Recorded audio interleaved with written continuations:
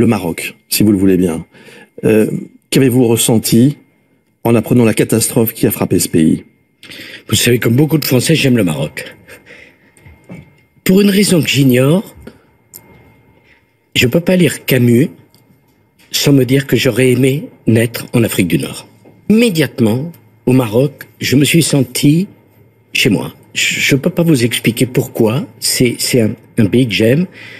J'aime la noblesse, l'élégance des Marocains, leur chaleur, leur accueil, quel que soit leur niveau social. J'ai bien connu, je connais bien, je crois, le roi du Maroc, Sa Majesté. Vous lui rendez hommage dans votre livre d'ailleurs. Parce que c'est un grand dirigeant. C'est un très grand dirigeant. Il faut comprendre que le Maroc a du phosphate, n'a pas de pétrole. Le Maroc, c'est un grand allié de la France. Et quand les gens n'ont pas idée de la principale force du Maroc aujourd'hui, dans ces heures terribles, horribles, c'est les Marocains eux-mêmes. Parce que dès que l'alerte a été lancée, dès que les coups de téléphone sont passés, tout le monde est monté dans les voitures. J'avais des amis de Oujda, ils sont partis tout de suite. Les comporter de manière arrogante. Pourquoi vous dites ça? Parce que souvent, j'ai l'impression que on ne sait pas bien parler, bien que c'est en détail, hein, je n'ai pas l'intention de faire une polémique, mais je veux dire, les Marocains sont un peuple souverain, adulte, fort. Le Maroc a des techniciens, a des hommes et des femmes de très haut niveau, ils savent s'organiser. Le roi connaît son affaire, alors on peut peut-être lui faire d'autres reproches, mais pas celui-là, il connaît son affaire, et ils se sont immédiatement mis au travail pour savoir... أصدقائي الأعزاء السلام عليكم، مرحبا بكم في هذه الحلقة جديدة. كنتمنى باش تكونوا بخير. عندي طلب واحد أصدقائي الأعزاء، أي واحد دخل شاف هذه الحلقة هذه كنتمنى منه باش يعطينا لايك لهذا الفيديو هذا ويبارطاجيه لأنه فيديو يستحق المشاهدة. أصدقائي الأعزاء، على قناة فرنسية يتكلمون عن المغرب، والرئيس السابق لفرنسا يتكلم عن المغرب ويتكلم عن الملك محمد السادس نصره الله. لهذا كنطلب منكم لايك خوتي الأعزاء لهذا الفيديو هذا يوصل لجميع المغاربة في جميع أنحاء العالم. ما غاديش نطول عليكم، غادي نخليكم نتوما اللي غادي تفرجوا وتعطيوني الاراء ديالكم في خانه التعليقات. Beaucoup d'épisodes à revoir ensemble, beaucoup d'images également à revisiter. Avant cela, le Maroc, si vous le voulez bien. Qu'avez-vous ressenti en apprenant la catastrophe qui a frappé ce pays? Vous savez, comme beaucoup de Français, j'aime le Maroc. Pour une raison que j'ignore, je ne peux pas lire Camus sans me dire que j'aurais aimé naître en Afrique du Nord. Vous savez, les descriptions de Camus là, qui montent dans... Alors, c'est l'Algérie, c'est pas le Maroc, mais enfin, disons que c'est la même région. Et qui monte dans le bus et qui va vers les plages, parce que les plages à Alger sont en dehors d'Alger. J'aime ce soleil, j'aime cette lumière, j'aime cette civilisation. Et immédiatement, au Maroc, je me suis senti chez moi. Je ne peux pas vous expliquer pourquoi. C'est un pays que j'aime.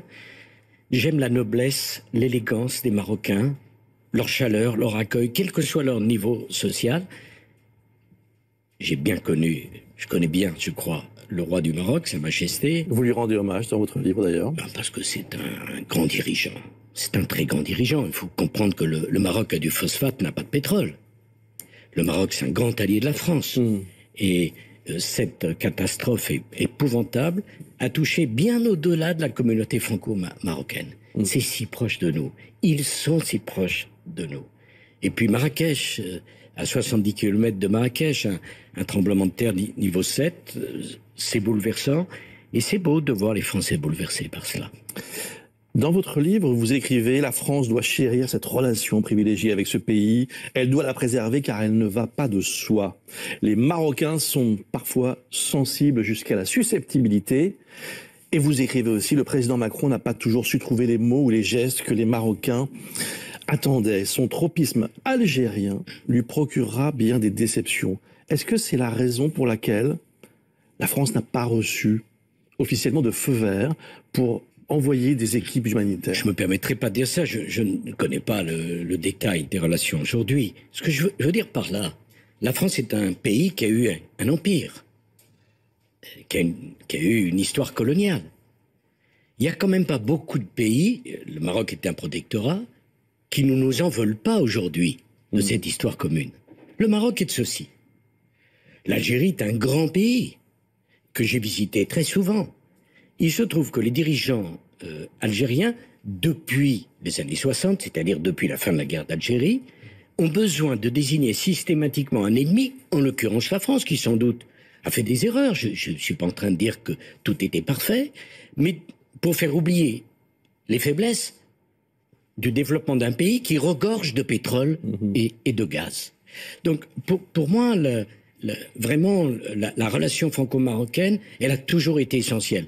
D'ailleurs, le président Bouteflika m'en avait amicalement voulu, parce que j'avais fait ma visite d'État comme président de la République au Maroc avant l'Algérie. Mais j'avais dit à Bouteflika, écoute, je préfère aller dans un pays où on nous accueille magnifiquement, célébrant l'amitié et la proximité de la culture franco-marocaine, plutôt que dans un pays où sur 3 jours de visite, je passe 2 jours à me faire attraper, alors que j'étais à peine né au moment où finissait la guerre d'Algérie.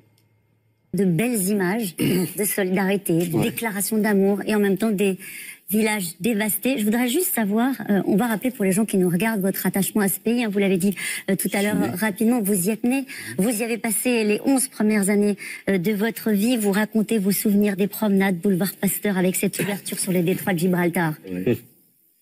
Bon, ça c'est un peu la nostalgie de chaque homme, chaque femme pour le lieu où il est né, les gens avec qui il a vécu. Et avoir vécu à Tanger, c'est certainement un privilège inouï. C'était une ville plurinationale. Et puis, ensuite, il y a la vie avec le peuple marocain. Les gens n'ont pas idée de la principale force du Maroc aujourd'hui, dans ces heures terribles, horribles, c'est les Marocains eux-mêmes. Parce que dès que l'alerte a été lancée, dès que les coups de téléphone sont passés, tout le monde est monté dans les voitures.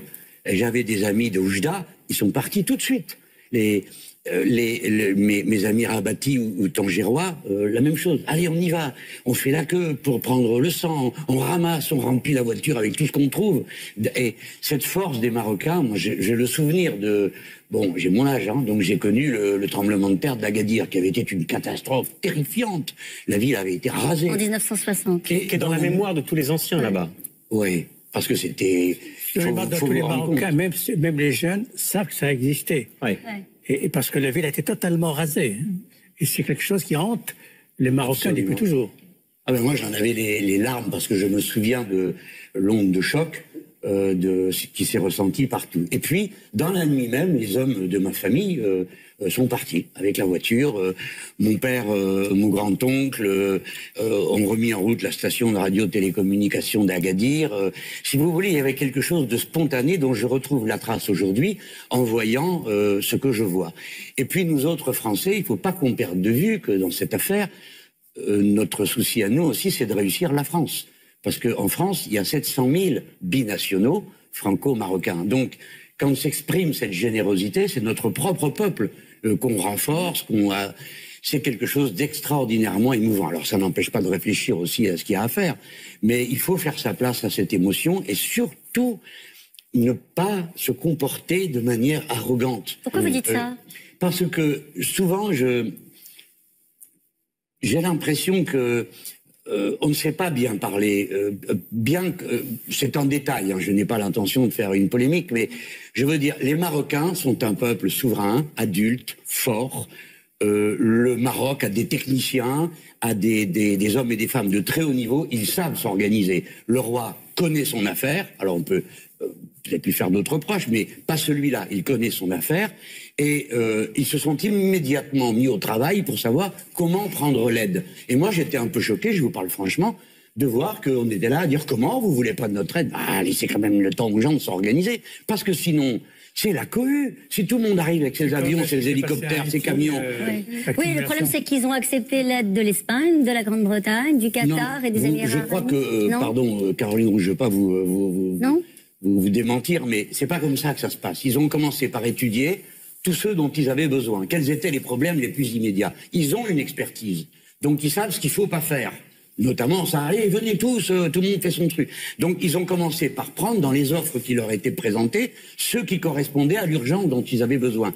Les Français seront appelés le moment venu. Après qu'il y ait d'autres paramètres qui interviennent, c'est certain. Quand même. Agnès Levallois, c'est vrai qu'il y a un enjeu diplomatique aussi quand même à appeler un pays à l'aide, plus que d'ailleurs ses habitants. C'est pour ça qu'on voit bien que les associations peuvent apporter leur aide sans aucun problème. Je voudrais juste un petit mot sur ce que vient de dire Jean-Luc Mélenchon, et ce qui est partagé, je crois, ce soir, c'est cet élan de solidarité incroyable. Le Maroc est un pays puissant, est un pays fort, qui compte dans la région et qui ce soir fait bloc. Quelles que soient les classes politiques, les Marocains sont ensemble. Oui, absolument. Mais ça, c'est très caractéristique aussi du mode de fonctionnement du Maroc. C'est-à-dire que les Marocains sont très attachés au royaume, sont très attachés au roi. Et en cas de difficulté, ils vont évidemment serrer les rangs et faire bloc autour de ce qu'ils sont, de leur histoire, et pour être en mesure de répondre aux défis incroyables. اصدقائي العزاز كنتمنى باش يكون عجبكم هذا الفيديو. شكرا لكم بزاف، سمحوا لنا كنا طولنا عليكم. الناس اللي باقا ما اشتركتش معنا مرحبا بكم، اشتركوا وفعلوا الجرس باش توصلوا بجديد اللي كنحطوا دائما في هذه القناه المتواضعه. غادي نخليكم حتى الفيديو اخر ان شاء الله. ديما مغرب، والسلام عليكم.